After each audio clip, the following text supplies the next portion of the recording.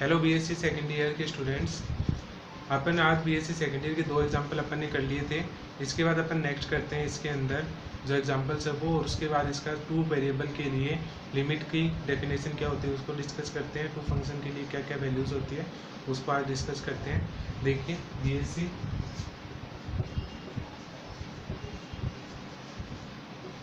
Second year chapter first था अपना,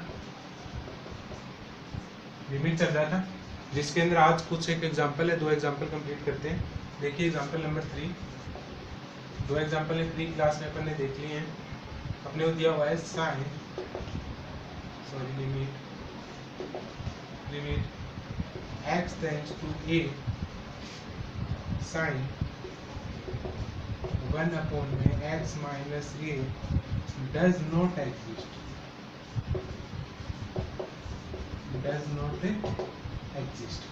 does not exist का नाम आ जाए तब आपको क्या दिखाना है, उसकी LHL और RHL लिमिट को अपने को शो करना है, वो दोनों को अनइक्वल आनी चाहिए। देखिए सॉल्यूशन, सबसे पहले RHL चेक करते हैं। राइट हैंड लिमिट में क्या होता है, limit x tends to a plus h sine 1 में a plus h minus a। Then limit क्या होगी, लिमिट अपनी चेंज हो जाती है, क्या h टेंड्स टू 0 साइन 1 में h। लिमिट पुट करेंगे तो क्या आएगा, साइन 1/0। और जबकि अपने को पता है कि साइन की वैल्यू क्या होती है, -1 से साइन x की वैल्यू होती है +1 तक, -1 से +1 तक। तो अपनी वैल्यू क्या होगी, इट इज नॉट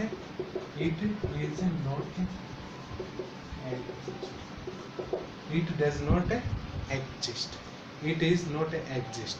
तो अगर RHL एग्जिस्ट नहीं करता तो उसका LHL ऑब्वियस है एग्जिस्ट नहीं करेगा। तो इसको क्वेश्चन को अपन यहीं तक छोड़ देंगे कि एग्जिस्ट ही नहीं करता, कि 1/0 इनफाइनाइट होता है, साइन इनफाइनाइट की वैल्यू कहीं होती नहीं, क्योंकि -1 से +1 के बीच में ही होता है साइन। नेक्स्ट देखिए क्वेश्चन नंबर 4, एग्जाम्पल नंबर 4 है। एग्जाम्पल नंबर 4 क्या है, show that limit x tends to 0 e की power 1/x plus 1 does not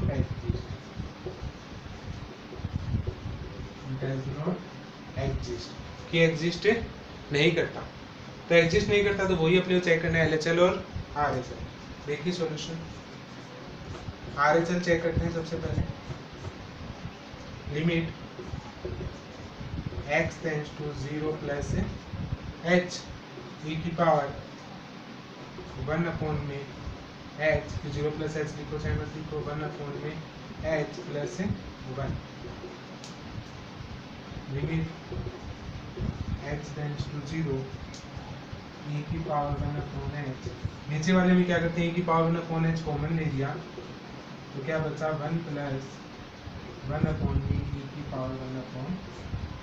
ये टर्म कैंसिल हो जाएगी, क्या आएगा, लिमिट h टेंड्स टू 0 1 में 1 प्लस e की पावर -1 में h टेंड्स टू 0 पुट कर देंगे तो क्या आएगा, 1 में 1 प्लस e की पावर -1 में 0। और इसकी वैल्यू होती है 1 में 1 प्लस e की पावर -इन्फिनिटी होगी, तो इसकी वैल्यू हो जाएगी 0। तो 1/0 आपको ये चीज़ वो लिख सकते हैं, e की पावर -इन्फिनिटी और दिस क्या होता है,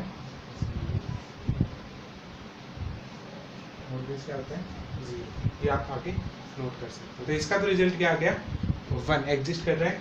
अब अपन चेक करेंगे इसकी LHL limit, left hand limit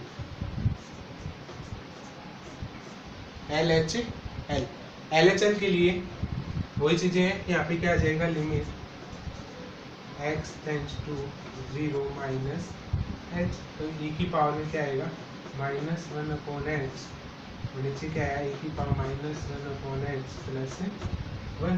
direct limit put कर सकते हैं, डायरेक्ट लिमिट पुट कर दो, एक बार लिख दो स्टेप, चलो लिख दो, limit h tends tends to 0 e की पावर -1/h और यहाँ से -1/h प्लस 1। तो लिमिट पुट करिए तो क्या आया, माइनस इंफिनिटी अपॉन e की power -infinity plus 1 = 0। That means LHL not equals to LHL और RHL इक्वल नहीं है तो सॉल्यूशन क्या नहीं करेगा, अपना एग्जिस्ट ही नहीं करेगा। तो इसके लिए अपन बोल सकते हैं कि LHL not exist for RHL does not exist for this question. Okay, अब देखते हैं इसकी next definition upon, function in two variable.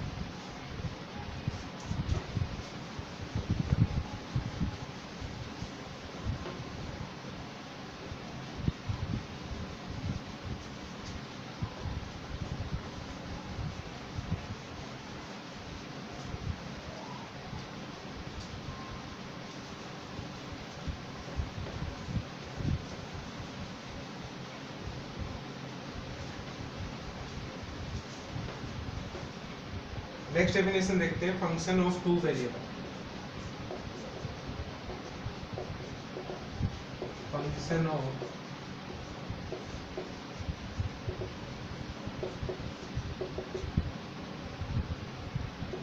Function of two variable. दो वेरिएबल के लिए फंक्शन क्या होता है। अभी जो पढ़ा था अपन ने वो क्या था, एक वेरिएबल के लिए फंक्शन था। अब अपन किसके लिए देखेंगे, टू वेरिएबल फॉर फंक्शन। देखिए फंक्शन के बारे में, fx अगर वन वेरिएबल में होता है तो यहाँ पे क्या मिलेगा, ओनली x मिलेगा। जो भी इक्वेशन होगी वो क्या होगी, x नहीं होगी, x 2x प्लस 3 कुछ भी मान लो, तो in one variable.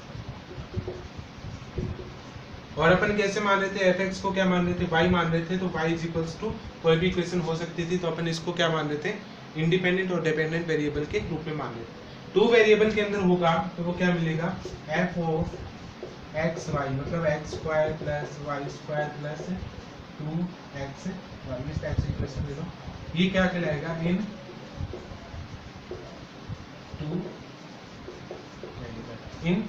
Two variable. अभी तक जो क्वेश्चन मिल रहे थे वो वन वेरिएबल में थे, अब क्या आएगा, टू वेरिएबल के अंदर अपने पास क्या आएंगे, क्वेश्चन आएंगे। तो ये आप एग्जाम्पल भी नोट कर सकते हैं, one variable in two variable. अब देखते हैं इसके लिए डेफिनेशन। इनके लिए डिफरेंस के रूप में देख लेते हैं, सिंगल वेरिएबल और डबल के अंदर। Single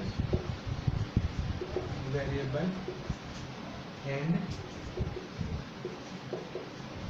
double as a difference इसको समझते हैं। सिंगल वेरिएबल और डबल वेरिएबल के अंदर लिमिट का क्या इफेक्ट पड़ता है। देखिए सिंगल के अंदर अपना जो डायग्राम आ रहा था वो क्या था, एक स्ट्रेट लाइन के रूप में था, मतलब इस टाइप से था, किसी पॉइंट x बराबर a के लिए, जिसके अंदर ये x एक्सिस, y एक्सिस और ओरिजिन। और लिमिट किस टाइप से थी, limit x tends to a then fx is equals to क्या था, l। fx is equals to क्या था, l। जिसमें अपन देखो क्या कर रहे थे कि y को किसके बराबर मान रहे थे, fx के बराबर मान रहे थे। तो टू वेरिएबल के अंदर वो इक्वेशन हो रही थी।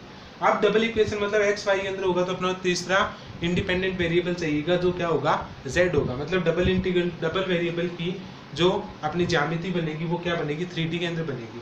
कैसे, देखिए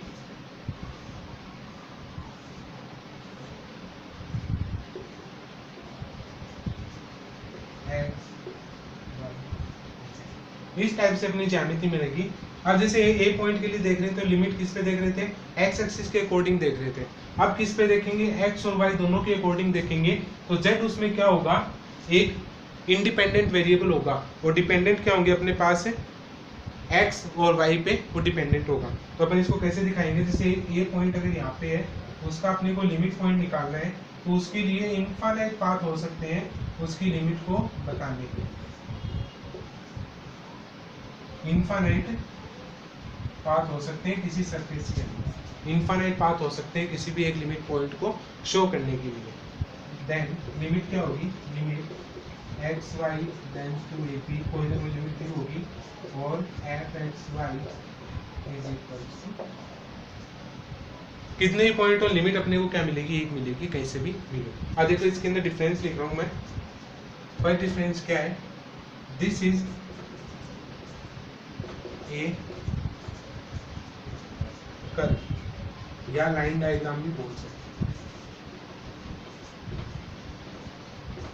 दिस इज ए कर्व या फिर लाइन डायग्राम भी इसको बोल सकते हैं। ये वाला क्या बनेगा अपना, दिस इज ये surface, this is a surface, this is a surface. वो एक सरफेस को शो करेगा, एक एरिया को शो करेगा। Second one,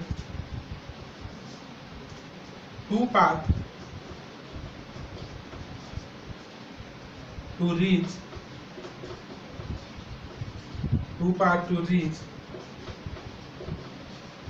point A, that is LHL is equals to R, LHL and R।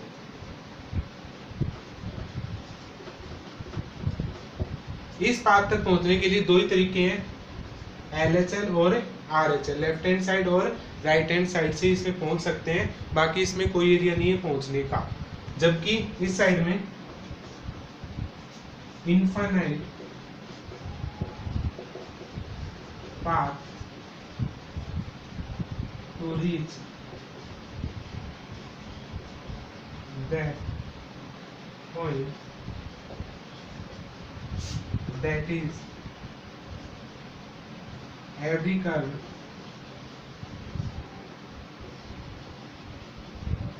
curve which passes through that point। इस पे आने के इनफाइनाइट पाथ है, क्योंकि 3D कोऑर्डिनेट के अंदर अपनी ज्यामिति बनी हुई है। तो every curve which passes through that point, कोई भी कर्व होगा वो इसी से पास होके गुजरेगा, क्योंकि ये क्या एक सरफेस है, कहीं से भी कोई भी पॉइंट आ सकता है। और लास्ट इसमें थर्ड डिफरेंस ऊपर लिख रहा हूं इसके अंदर, इसका third difference, if LHL equal RHL, then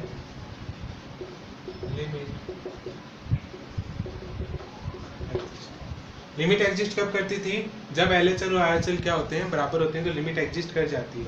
जबकि इस साइड में it's value from all the paths are equal, then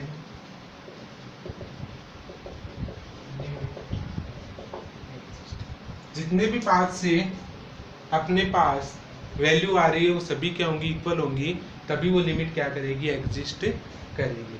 तो ये इसके अंदर क्या थे, कुछ एक डिफरेंस थे, वन वेरिएबल के अंदर और टू वेरिएबल के अंदर। इसके बाद नेक्स्ट अपन डेफिनेशन देखते हैं, टू वेरिएबल के लिए epsilon delta definition.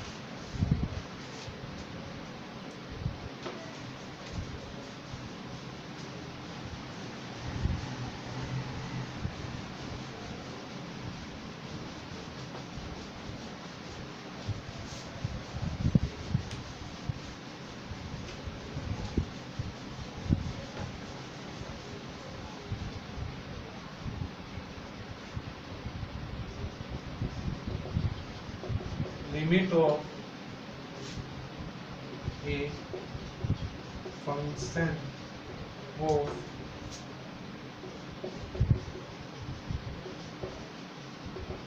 two variables, limit of a function of A two variable, दो वेरिएबल के लिए लिमिट उसकी कैसे निकाली जाएगी, उसके लिए जो फॉर्मूला अप्लाई होगा एप्सिलॉन डेल्टा का, उसको अपन डिस्कस करते हैं। देखिए, late f from D to R, where D is any open subset of R square that function fxy has limit L or L belonging to R as xy tends to AB belongs to R square, written as limit of xy tends to AB at xy is equals to, देखिए two dimension के लिए क्या अपने पास, two variable के लिए if f from d to r, d के अपने पास open subset where d is any open subset of r square, r square क्यों लिया है, क्योंकि अपने पास दो एलिमेंट x और y, इसलिए r2 लिखा है वहाँ पे। The function fxy has limit l, और fxy के लिए लिमिट क्या मान लिया अपन ने, l, जो भी क्या है r पे बिलोंग करती है, as xy tends to ab belongs to r square. जब xy किस पे जा रहा है, ab पे जा रहा है, तो उसकी लिमिट क्या हो रही है, l हो रही है। रिटर्न एज, इसको अपन कैसे लिखेंगे, limit xy tends to ab fxy is equals to l, उसमें क्या होता था स्मॉल l, और यहाँ पे क्या लेंगे कैपिटल L। अब देखिए साइलेंट डेल्टा की definition, if any given epsilon greater than 0 there exist some delta is greater than 0 such that mod of fxy minus L is less than epsilon whenever 0 greater than under root x minus a का square plus y minus b का square is less than delta, that condition are open disk and center AB and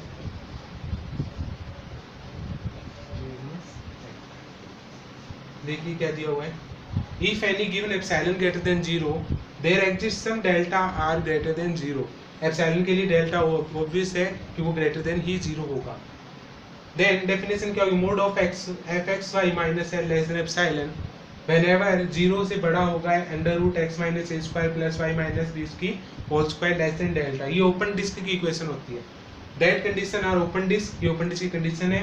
and centre क्या होगा इसके, a और b, और radius क्या होगी इसकी डेल्टा। तो ये अपने पास क्या हो गई ओपन डिस्क के लिए एप्सिलॉन डेल्टा की डेफिनेशन होगी लिमिट के लिए। आप इसको एक तरीके से और लिख सकते हो, और mode of fxy minus l less than epsilon whenever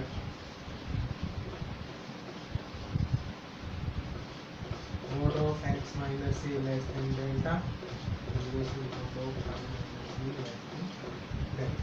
आप इस तरीके से इसको दिखा सकते हो कि y माइनस बी और x माइनस बी के लिए किस टाइप से एग्जिस्ट करेगा। और ओपन डिस्क की इक्वेशन कैसे बनेगी, देखिए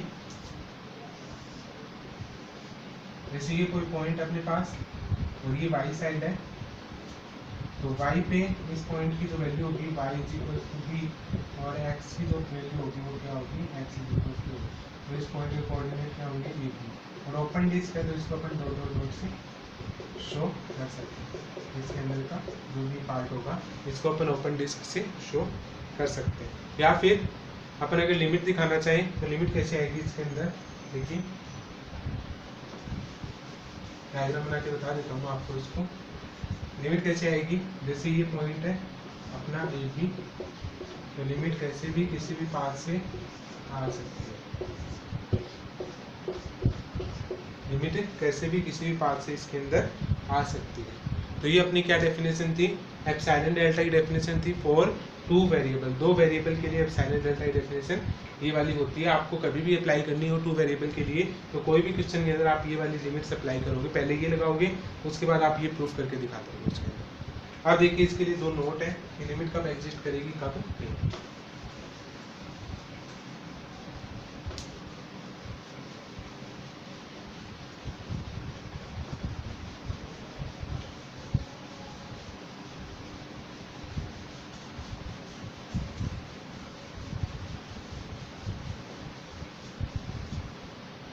देखिए student, note first, note first, x y then AP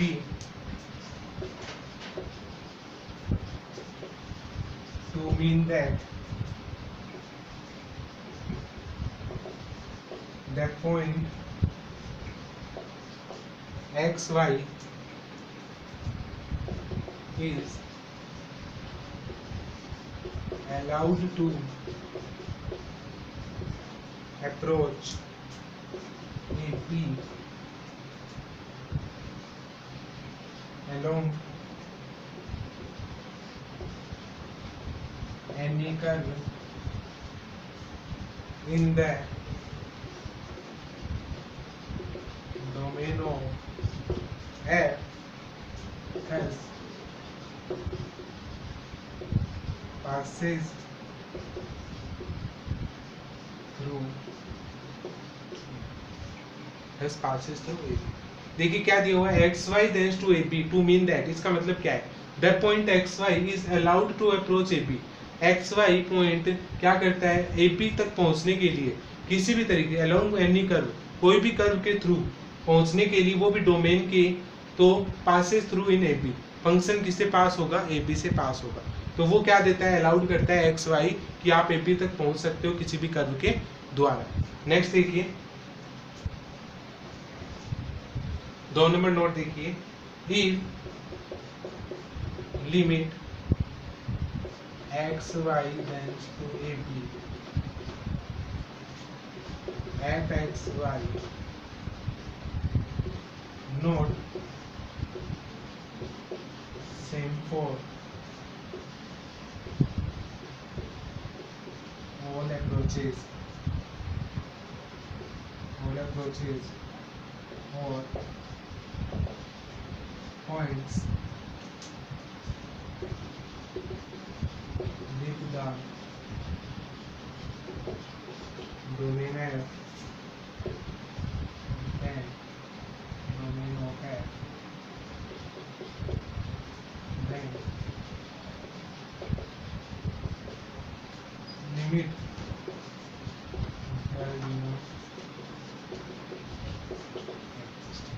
does not exist। देखिए क्या है, if limit x y tends to a b f x y not same for all approaches, अगर वो किसी भी अप्रोच के द्वारा अगर सेम नहीं है, और points with the domain of f, और किसी भी पॉइंट के लिए डोमेन f के वो सेम नहीं है, then limit does not exist, तो इस केस में लिमिट एग्जिस्ट नहीं करेगी। तो ये गाइस अपनी स्टूडेंट्स, ये सारी अपनी क्या थी, एक डेफिनेशंस थी जिसके अंदर अपन ने फंक्शन ऑफ टू वेरिएबल पढ़ा, और फंक्शन इसके अंदर लिए एप्सिलॉन डेल्टा डेफिनेशंस भी देखी। तो ये डेफिनेशन आप कंप्लीट करोगे, उसके बाद इसके कुछ एक थ्योरम है और इसके एग्जांपल्स हैं जो अपन नेक्स्ट क्लास में देखते हैं। Okay guys, take care.